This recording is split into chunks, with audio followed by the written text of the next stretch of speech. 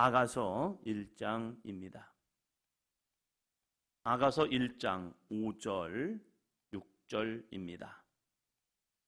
예루살렘 딸들아, 내가 비록 거무나 아름다우니 게달의 장막 같을지라도 솔로몬의 휘장과도 같구나. 내가 햇볕에 쬐어서 거무스름할지라도 흘겨보지 말 것은 내 어머니의 아들들이 나에게 노하여 포도원지기로 삼았음이라.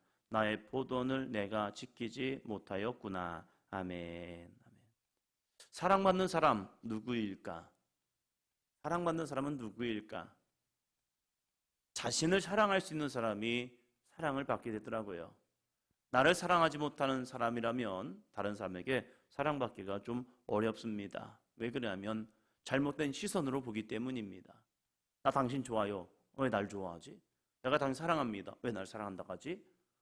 자기를 사랑하지 못하면요, 삐뚤어진 모습으로 모든 것을 바라보기 때문입니다. 그래서 사랑받는 사람들의 특징을 보면 어렸을 때부터 사랑을 받았고 그 사랑을 줄 줄 압니다. 이 아가서에서 나오는 술람미 여인을 보면요, 그의 모습은 그렇게 매력적일까? 이런 생각을 해봅니다. 5절에 보면 예루살렘 딸들아, 내가 비록 거무나 아름다우니 게달의 장막 같을지라도 솔로몬의 휘장과도 같구나. 내가 비록 거무나 아름답다는 거예요. 근데 이것을 누구랑 비교합니까? 예루살렘에 있는 딸들과 비교하고 있다는 거예요. 누가 그런 얘기 하더라고요. 서울에 갔더니 여자들이 다 이쁘대요. 그런 얘기 하는 거예요. 근데 다 이쁠까? 아니 그 사람들이나 시골 사람들이랑 똑같지 않겠습니까? 그런데 달라 보인다는 거예요. 왜냐하면 하고 다니는 이 모습이 좀 다른가 봐요. 그러면서 그런 얘기를 하는 얘기를 들었습니다. 이 술람미 여인은 지금 누구랑 자기를 비교하느냐? 예루살렘 딸들. 지금으로 말하면 서울에 있는, 도시에 있는 그러한 여인들과 자신의 모습. 그 여인들의 모습을 보면요, 좀 치장을 하고 그러지 않았을까요? 예루살렘은 수도입니다. 많은 사람들이 오가는 모습들입니다. 그냥 길을 나가더라도 그냥 나가는 것이 아니라 어느 정도 꾸미고 나간다고 한번 생각해 보시기 바랍니다. 그런데 술람미 여인은 어떠했습니까? 6절 보니까 내가 햇볕에 쬐어서 거무스름할지라도 흘겨보지 말 것은 내 어머니 아들들이 나에게 노하여 포도원 주기로 삼았습니다. 자기가 이렇게 거무스름한 이유는 포도원을 지켰기 때문에 그렇다는 거예요. 포도원을 지키면서 햇볕을 받았고 그 햇볕을 받으면 통해서 얼굴이 거무스름해졌다는 거예요. 완전히 세상 말로 말하면 촌티 나는 거죠. 시골스러운 거예요. 시골에서 여러 가지 일들을 통하여서 그냥 까무잡잡하게 있는 거예요. 그렇게 꾸밈도 없고 아름다움도 별로 없어 보이는데 스스로는 볼 때에 예루살렘 딸들과 자기를 비교하면서 그래, 나 비록 검어 그러나 나는 아름다움이 있는 거야. 어떤 아름다움이 있는지 자신이 스스로를 사랑할 수 있는 모습. 물론 자기가 자기를 볼 때에도 부족한 모습이 있겠죠. 나는 얼굴이 이래, 나는 눈이 이래, 나는 코가 이래, 나는 귀가 이래, 왜 내 피부는 이럴까 하면서 자신의 약점을 늘 보는 사람이 있습니다. 좋은 장점이 있음에도 불구하고 단점만 바라보면서 늘 그것이 문제인 거예요. 어쩌면 이 여인의 거무스름한 모습, 이것이 이 예루살렘 사람들과 비교해보면 이것은 컴플렉스가 될 수 있을 거예요. 약점이 될 수 있을 거예요. 그러나 이 여인은 스스로를 사랑할 줄 아는 여인이었다는 사실입니다. 그래, 예루살렘 여인들 나와 한번 비교해봐. 그래, 내가 당신들과 볼 때는 나는 거무스름할 수 있어. 그럼에도 불구하고 나는 아름다운 존재야. 우리의 모습도 마찬가지죠.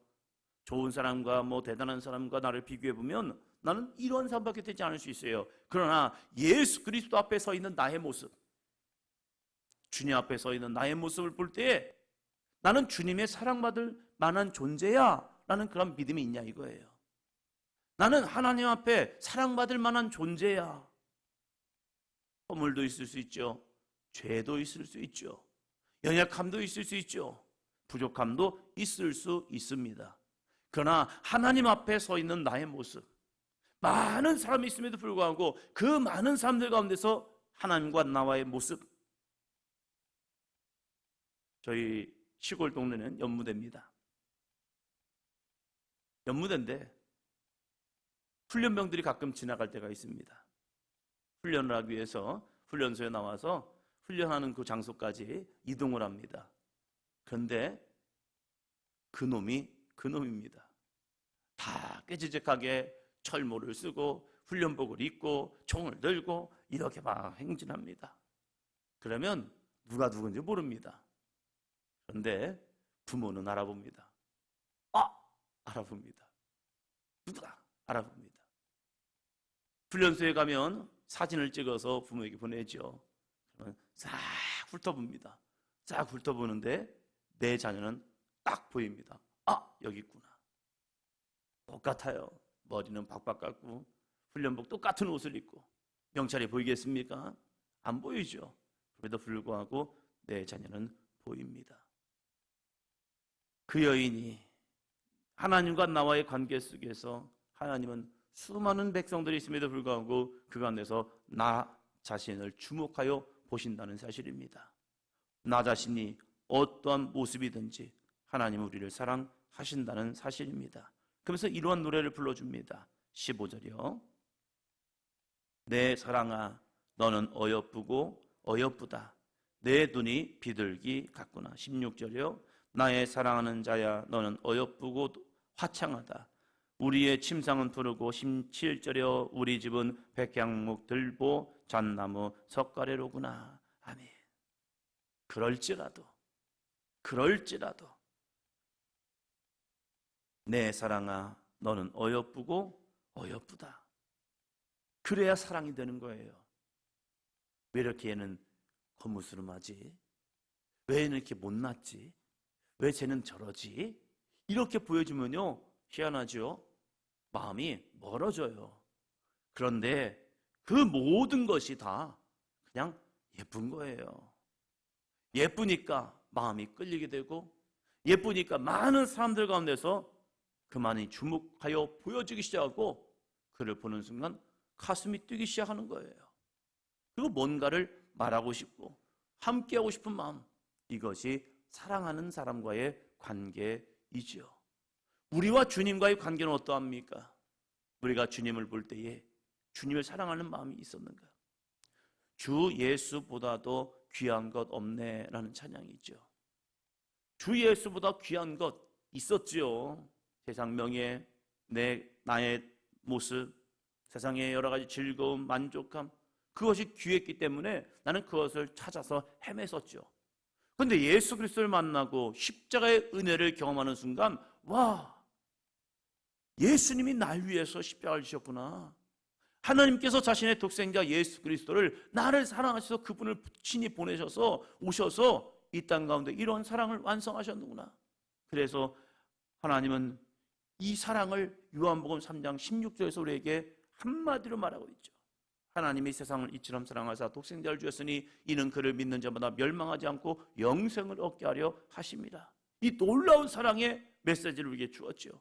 그 메시지를 우리가 받아들이고 반응하는 순간 이건 놀라운 사랑인 거예요. 아니 왜? 내가 뭐라고? 아니 도대체 나라는 존재가 어떠한 존재에게 이런 사랑을 하셨지? 그 위대한 사랑을 내가 체험하는 순간 그때부터 우리의 마음이 주 예수보다도 귀한 것이 없게 되고 있다는 사실입니다. 그래서 기꺼이 나의 시간을, 나의 열정을, 내가 애써 벌었던 물질을, 아니 어쩌면 생활비 전부까지, 향유 한 옥합을 들였던 여인처럼 1년 노동자의 연봉, 그 비싸고 비싼 향유 옥합을 그냥 부어버리는 거예요. 사람들은 말하죠. 왜 이걸 허비하고 그래? 가난한 자에게 팔아서 가난한 자에게 나눠줬더라면 얼마나 더 유익하겠냐? 아니, 내가 볼 때는 이걸 팔아서 가난한 사람에게 나눠주는 것보다 예수님의 발에 붙는 것, 그것이 내가 볼 때는 더 유익한 거야. 왜요? 그만한 가치가 있다는 거예요. 하나님 사랑 때문에. 우리가 주님을 사랑한다는 것, 바로 이러한 마음이라는 겁니다. 술람미 여인과 솔로몬의 이 사랑의 모습을 보면서 이게 사랑이라는 거예요. 그렇다면 하나님은 우리를 그만큼 사랑하셨는데 우리는 그 사랑에 화답하고 있냐 이거예요. 부족해도 연약해도 솔로몬은 이 술람미를 향하여 내 사랑아 너는 어여쁘고도 어여쁘다. 내 눈이 비둘기 같구나. 나의 사랑하는 자야 너는 어여쁘고 화창하다. 이러면서 이 술람미를 노래합니다. 그러면 서로 좋은 장점만 얘기하고 끝날 거냐? 당신 참 아름답습니다. 당신 귀합니다. 당신 어여쁩니다. 이게 사랑의 완성입니까? 아니죠. 사랑의 완성은요 함께해요. 그냥 멀리서 보면서 와 예쁘다, 와 멋지다, 와 함께하고 싶다, 와 진짜 대단하다. 이것이 사랑의 완성이 아니에요. 그냥 이것은 멀리서 보는 짝사랑일 수 있죠. 사랑의 완성은 이렇게 되어야 합니다. 2장 8절입니다. 내 사랑하는 자의 목소리로구나. 보라, 그가 산에서 달리고 작은 산을 빨리 넘어오는구나. 와야지요. 멀리 있는 것이 사랑이 아니라 멀리 있는 관계에서 가까워지는 관계예요. 하나님과 나와의 관계가 멀리 있는 줄 알았어요. 나와 상관없는 분인 줄 알았어요.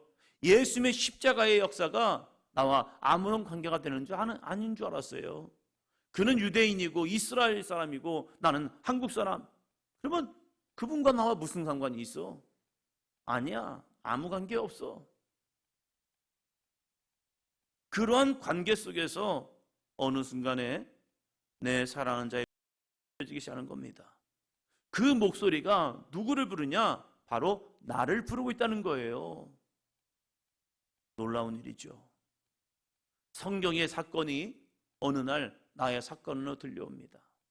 아담아 라고 부르시는 하나님의 사랑이, 아브라함아 부르시는 하나님의 그 부르심이, 모세야 라고 부르시는 그 하나님의 거룩한 음성이, 사울아 사울아 그 부르심의 거룩한 은혜가 어느 날 나를 부르시는 사건이 되고 있다는 사실입니다. 재영아, 이 부름의 사건이요. 불러야죠. 사랑해. 너 누굴 사랑하겠다는 거예요? 나 좋아해.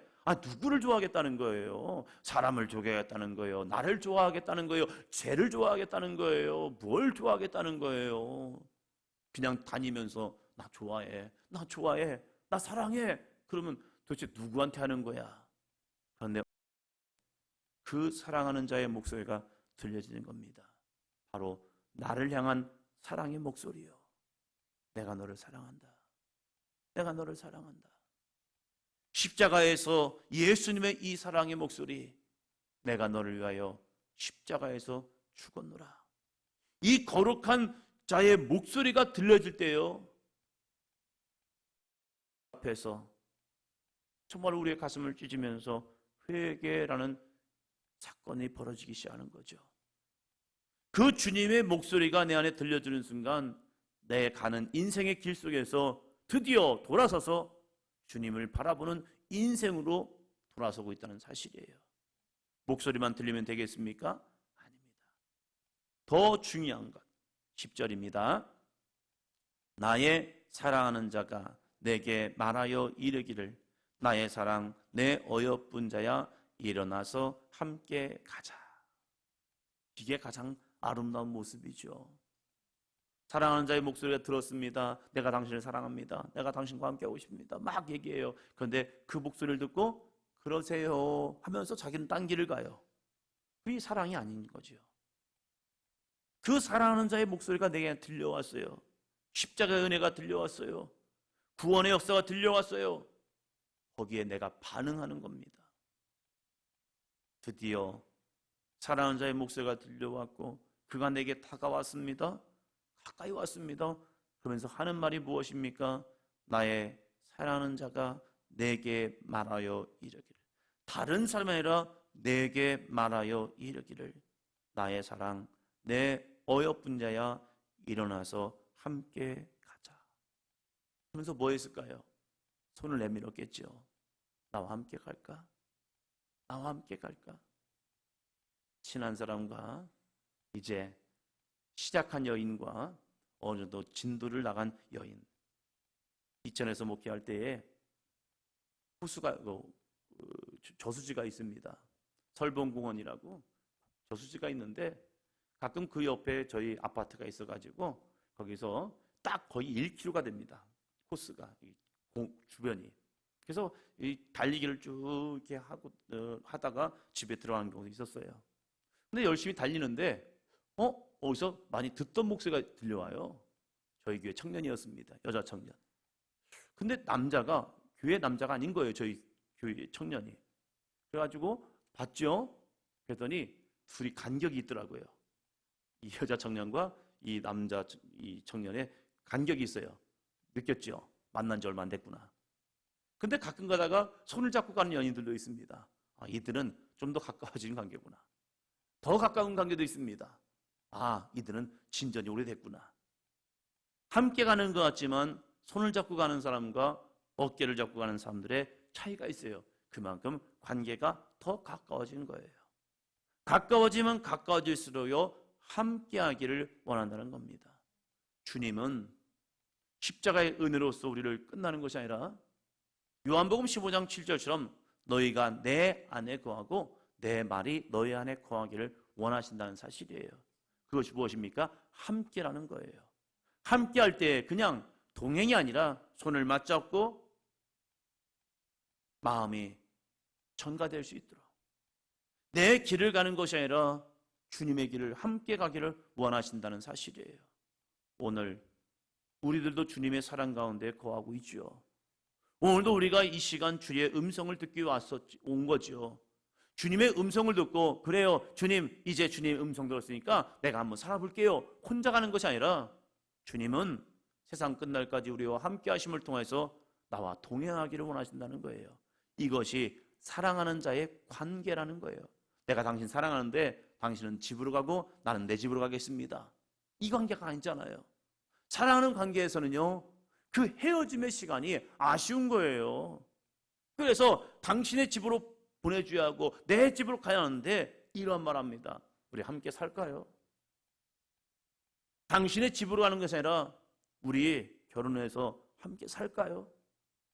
그래서 당신과 내가 한 집으로 들어갑시다. 그래서 청혼이라는 걸 하죠. 거기에 반응하여서 그래 내가 당신과 함께 살기를 원합니다. 그럴 때 서로 신혼의 준비를 하고 결혼 준비해서 함께 인생의 동반자가 되어서 나아가죠. 왜 하나님은 우리에게 우상 숭배를 하지 말까? 왜 하나님은 이 10계명의 첫 계명 나 외에는 다른 신을 내게 두지 말라라고 하는 이유가 무엇일까? 사랑하니까 그렇다는 거예요. 하나님이 우리를 사랑하시기 때문에 다른 것 보길 원하지 않아요. 다른 곳에 기웃하기 원하지 않아요. 그냥 하나님만 보기를 원하신다는 사실입니다.